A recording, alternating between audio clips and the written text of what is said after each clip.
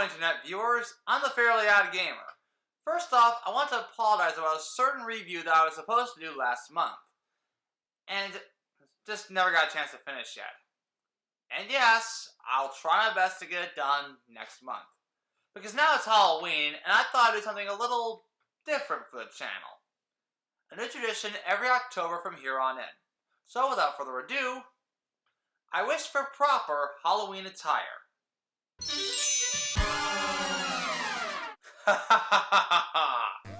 Now that is more like it.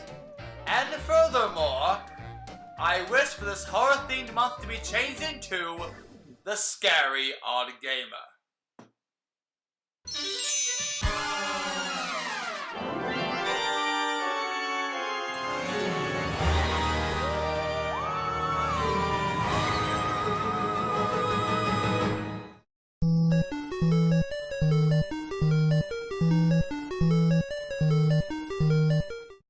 So what better way to start off the month with a classic slasher horror movie series called Friday the 13th. The brainchild behind Victor Miller and Sean S. Cunningham, Friday the 13th centers around a killer named Jason Voorhees, a large man dressed in black and a goalie mask that also wields a giant knife as he torments kids and counselors at a place called Crystal Lake. On May the 9th, 1980, the original movie was released. While it was panned by critics, it was surprisingly adored by horror fans. Even though the original killer was Jason's mother, thanks to a movie called Scream, Jason would eventually become one of the most successful horror icons of the 80s. Eventually, it would lead to 10 sequels, a crossover with another 80s horror icon, a theatrical remake in 2009, a TV show that spawned 3 seasons, and a countless amount of merchandise. While I've not fully seen any of the movies, I am familiar with the hockey mask murderer and how it impacted a generation of horror moviegoers. And of course, with a franchise this successful, you expect to have a video game tie-in. And surprisingly enough, there happens to be a video game tie-in for the Nintendo Entertainment System, simply known as Friday the 13th. Whoa, whoa, whoa! Hold on there! And who, may I ask, are you? My name's Shadowflare, and if you're gonna review this game, you need a slasher fan around. I see. Since you are a slasher fanatic, how exactly do you know about Friday the 13th? I'm glad you asked. Coming off the success of John Carpenter's horror masterpiece Halloween, Friday the 13th cemented the idea of the slasher movie into the popular culture. While critics hated it, it ended up being a franchise almost too big for itself. Jason Voorhees burned the image of the masked killer into just about everyone's mind. It's practically a staple of Halloween now. Though, as with many horror movies, once Friday became a hot seller, things started going downhill way fast. The movies were supposed to end with a 4th entry, which didn't happen. Their financial success allowed the franchise to continue and spawn countless merchandise, including the NES game we're spotlighting right here. I myself got into the franchise after seeing the excellent crossover movie Freddy vs. Jason. After seeing that, I was so blown away by how cool Jason was as a character and monster that I went out of my way to see every last film in the series. The first 4 movies to this day I still think are excellent slasher movies, but parts 5 through 10 I'd advise skipping unless you have some friends over to make fun of them with you. There was a reboot in 2009 which fans and critics both hated, but I thought it was pretty good. The franchise has mostly laid dormant since that movie came out though. You seem to know an awful lot about this franchise, even more than I do. So what do you say, Shadow? Shall we slash our way through this game the same way the original movies did? Sounds like a plan to me, gamer. Perfect! Let's pop this killer in and find out. So after seeing the poster of Friday the 13th Part 4, the supposedly final chapter in which a knife goes into Jason's eye, we see that it was made by LJN. And for those who don't know, LJN is actually based on one of the founders, Norman J. Lewis, and reverse his initials. Though in my case, I'll just call it Liver's Just Neglect. LJN was a toy company in the 80s that eventually acquired licenses to produce video games based on several popular franchises. If you watch The Angry Video Game Nerd, you're probably familiar with them. What you might not know, however, is that LJN is only partially to blame here, since LJN was merely a publisher who hired other studios to develop for them. Unlike Kemco, which is both a video game publisher and developer. So I can safely say that Kemco is worse than LJN. At least LJN died during the Dreamcast era, but Kemco has the nerve to continue making games even for today's consoles. No argument here. Anyway, Friday the 13th was developed by Atlus, the company that went on to make the Persona and Shin Megami Tensei series. But don't worry, it won't be the last bad game Atlus made. Isn't that right, Virtual Highline? Anyway, you get a choice of 6 camp counselors: George, Mark, Paul, Laura, Debbie, and Chrissy. And surprisingly enough, only Debbie and Chrissy ever appeared in the movies. So who are the other 4 counselors and why are they here? Honestly, I have no clue. Out of all the camp counselors to choose from, Mark is the best out of the 6. Why? Because his walk speed is much faster than the other 5. Anyway, the game tells you to use the torch to light all the fireplaces. How do you get the torch? By throwing rocks at zombies, of course. Yeah, if you couldn't tell, these rocks are your default weapons, and they're pretty lame. They're thrown in an arc, which will most likely result in missing your opponent. So the best way to defeat them is by crouching down and then throwing your weapon. Also, the amount of zombies has me seriously concerned. We know from the movies that Jason died from the counselor's neglect. Apparently, so did a lot more kids. More on that later. So let's go over the basic controls. You move with the control pad as well as crouching down and even enter different areas. A to jump and B to throw your weapon. Easy enough, right? Well, no.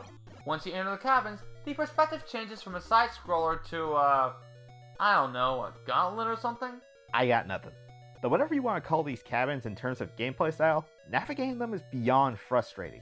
It has this awkward 3D control where you have to hold forward to move to the next room, and then hit right or left to redirect which way forward is. Finding your way around these cabins is next to impossible without memorization because everything looks the same, maybe save for the odd window. There's 2 kinds of cabins, big and small. The small ones are usually just safe houses where your fellow camp counselors are hiding out, but the big ones house those fireplaces the gamer mentioned earlier. There's also random notes that let you know where to go or what items are in what cabin, like an axe or a torch. Besides getting the required torch, killing enough zombies will let you gain better weapons like a knife or a machete. But when it comes to fighting Jason, I actually find the torch to be the most powerful weapon in the game. It does the same way as the rocks, but it does give greater damage to enemies. Speaking of which, there's also the Jason alarm that blares every once in a while, letting you know if either one of the camp counselors or any of the children are in danger. Thankfully you have a map, which is helpful but not by much. Anyway, once you save a counselor or any of the kids, you then have to fight Jason. And it's next to impossible.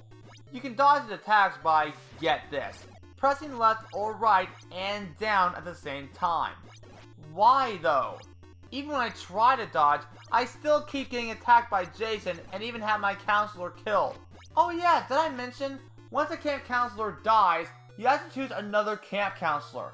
And if the one you murdered is the best option, like Mark, then you're pretty much screwed. As I mentioned before, none of the other camp counselors can move as fast as Mark. Jason shows up at random intervals around the camp, either in one of the cabins, which triggers the Jason alarm, or when you're just out about in the map in what might be one of the earliest examples of a jump scare. Like the gamer said, the combat in the cabins is extremely awkward, kind of akin to a discount version of Punch-Out! Encounters with Jason on the map are much more tolerable thanks to not having to deal with the lousy cabin controls. Though he does deal a lot of damage and can kill you in about 3 hits. And when a counselor dies, all the fireplaces reset in addition to what the gamer previously mentioned. By the way, if you manage to light the fireplaces in all the cabins, you're then rewarded with a flashlight that lights up the cave. I heard that you can fight against Mrs. Voorhees, which is basically a deformed head, but before I had a chance to take care of her, I actually managed to beat the game without even knowing. We'll get to that later. Funny you should mention that cave, gamer. It's one of 2 important areas to explore, the cave and the woods. You can find their entrances on the overworld, but once you get there, the map is even more useless than it already was. The woods are more or less the same as the campgrounds, but packed with dogs that will bite you without hesitation. Seriously? I would never bite anyone. I'm a surfer, not a biter. Hux, you are the wisest companion I've ever had. Aw, thanks, dude. By the way, who's that friend of yours? I'm Shadowflare, but my friends just call me Shadow. Like the hedgehog? If that helps, sure. Fair enough. Anyway, I better get going. I already know about how heinous this game is. Later, dudes.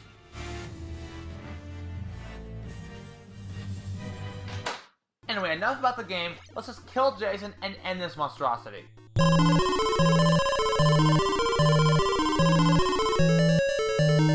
Wait, what?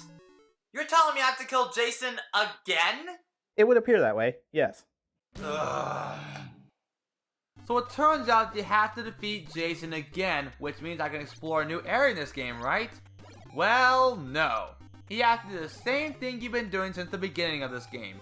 Kill more zombies, save the children by rowing to an island as well as your counselors, and fight Jason again. Only this time, he's much faster and can pack up more damage. Oh, and I forgot to mention, whenever you fight Jason outside, he can bail out of the fight like a coward. And if he bails out of a fight while inside one of the cabins, you get a message saying, "You win." For now. Well, let's kill him again, and surely he must be dead this time. Not exactly. You've gotta be kidding me! I wasted another day trying to literally burn Jason with a torch, the most powerful weapon in the game, only to still be alive? How is that even possible? The movies had us asking that for years. As you may have guessed, you do the same thing you've done for the entire game. This is what I don't like about video games, having to do the same thing over and over and over again. Why can't I have more variety for each day? Or better yet, have the counselors fight against a different variation of Jason, like say, a demon.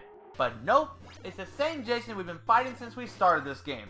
The longer I play this game, the more boring it gets. Eventually you defeat Jason yet again. Please tell me he dies. You have finally managed to defeat Jason, but is he really dead? We're not telling. Ha ha ha. End. So that was Friday the 13th for the NES. And it's still awful. Yeah, I agree. I can see the makings of a good game here, but the limitations of the NES combined with LJN's sheer incompetence definitely made this a slog to play. They tried to capture the atmosphere of the movies, but so much about it just doesn't work, making this game more tedious than scary. Yeah, I'm with you there. The game has good graphics for NES standards, even with its day and night cycle, but the music is just bland and forgettable. In fact, this is a common theme with LJN licensed games, never using any music from the movies the games were based on. I get it, copyright and whatnot, but if the Star Wars games and even DuckTales include music from the material they were based on, then why couldn't this? Why couldn't LJN acquire the rights to use some of the music used in the movie? At least it would make the game more memorable. Friday the 13th had the ambition of a successful game, but yeah, LJN's involvement was the cause of the game being infamous. The graphics look pretty decent, but it almost looks similar to Dr. Jekyll and Mr. Hyde, another infamous NES game. Not to mention, the music is bland, resulting in immediate obscurity, and the gameplay can get tedious after a while. The overall game is just boring, but at least all hope is not lost for the future of Jason being in video games. In 2017, there was a new Friday the 13th game as an online survival horror game in which you control as one of the camp counselors or as Jason Voorhees himself. It goes without saying that the new game is miles better than the NES version. The atmosphere is amazing, the gameplay is fluid, they even got some iconic actors like Kane Hodder to return as Jason, and even series rival Tommy Jarvis makes an appearance, voiced by its original actor Tom Matthews. It's available on all modern platforms and goes on sale often too, so give it a shot if you haven't already. And going back to what I said earlier, the NES version of Friday the 13th is so boring that I'd rather be asleep to play more of this garbage, and I suggest you do the same thing. I'm the Scary OddGamer, and I wish you the very best of luck for all endeavors. Take care, everyone.